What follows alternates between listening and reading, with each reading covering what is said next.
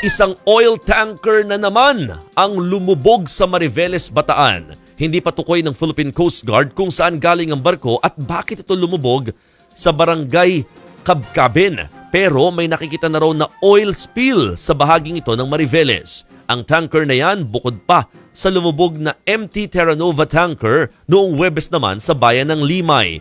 Kahapon, sinuspindi na muna ang siphoning o pagkuha sa milyong litro ng langis mula sa tumuob na MT Terra Nova. Delikado kasi at kailangan mabusisi yan gagawin lalo't naglalaman ito ng 1.4 million liters ng langis. Tatagal ng isang araw ang pagtatapal at inaasahang masisimulan na yan sa Martes. Pero habang hindi pa naiaalis ang tanker at patuloy ang pagtagas ng langis dito mula sa barko, iniinda naman ng mga mangingisda ang ipinatutupad na fishing ban. Kaya ang ilan kahit bawal, patuloy pa rin sa pangingisda para lang may pangkain.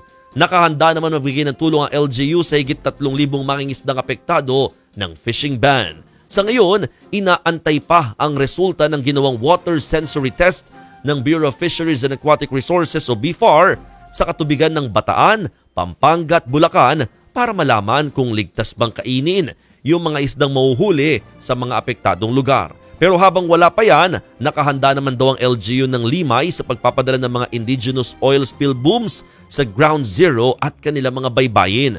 Umabot na sa Hagonoy, Bulacan ang oil spill mula sa lumubog na tanker. Pero giit ng PCG, kontrolado pa ang sitwasyon. Mula sa 14 square kilometer stretch ng kumpol ng langis, bumaba na raw ito sa 3 kilometrong lawak.